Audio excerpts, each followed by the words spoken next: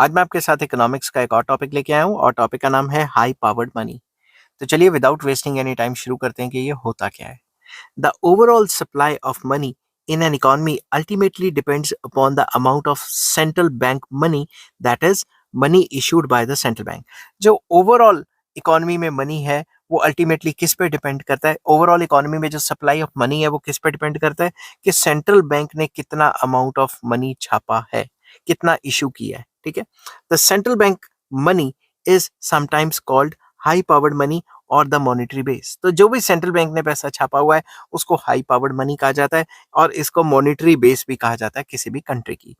It consist of currency notes, इसमें currency notes and coins आ जाते हैं, हेल्ड बाय द पब्लिक या banks, and the deposits held by the banks as reserves with the central bank.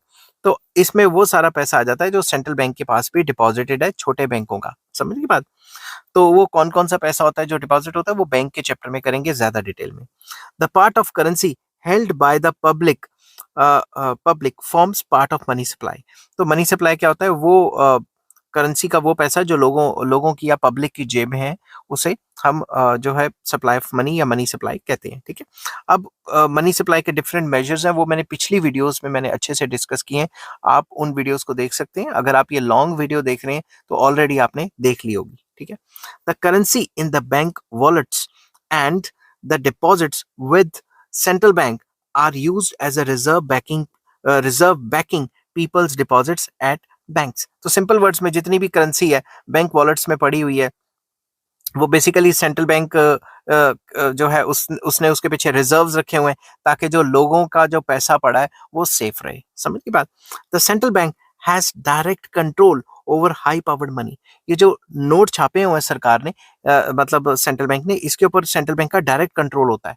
कैसे? वो monetary policy के change करने से इस सबको कंट्रोल करता है। ठीक है, the term monetary base reflects the fact that the overall money supply depends ultimately on the monetary base, that is the amount of money issued by the central bank.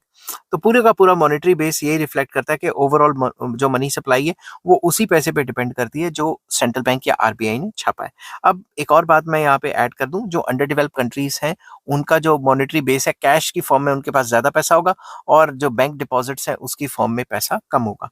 And vice versa, मतलब जो advance countries है उनमें cash या currency और जो coins है उसकी form में पैसा कम रहेगा और डेवलप कंट्रीज में जो बैंक मनी होता है या जो डिपॉजिट मनी होता है वो ज्यादा रहता है। ठीक है, the monetary base is refer to as high powered money because the monetary base has a multiplied effect on the money supply.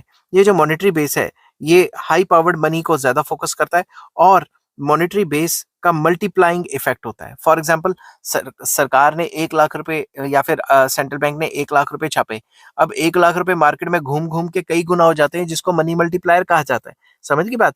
तो एक बार मॉनेटरी बेस ने कुछ पैसे प्रिंट किए या सेंट्रल बैंक ने कुछ पैसे इशू किए, उससे कई गुना ज्यादा मनी सप्लाई हो जाती है। ठीक है, ये मनी मल्टीप्लायर में डिस्कस करेंगे।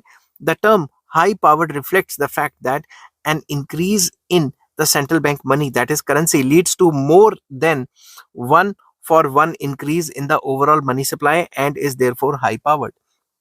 तो इसको हाई पावर इसलिए कहा जाता है कि सेंट्रल बैंक अगर 1 रुपया छापती है तो 1 रुपए से कई गुना ज्यादा मनी सप्लाई पे असर पड़ता है, इसलिए इसका नाम हाई पावर्ड पड़ा है। क्योंकि इसके पास पावर ही इतनी है कि सरकार ने 1 रुपया छापा तो 1 रुपए से ज्यादा मनी सप्लाई बढ़ जाएगी। क्यों? क्योंकि बैंक भी तो लोन दे दे के मनी सप्लाई को इंक्रीज कर देते हैं ना, जिसको क्रेडिट क्रिएशन कहा जाता है। तो इस चीज को भी मैं आगे आगे आने वाली वीडियो में आपके साथ डिस्कस करूंगा। आई होप ये वीडियो आपको पसंद आई होगी। अगर पसंद आती है तो please like, share and subscribe. Next chapter मतलब नेक्स्ट टॉपिक मैं कराऊंगा इन्फ्लेशन क्या होता है, इसका मीनिंग एंड इसके types. Take care, bye bye.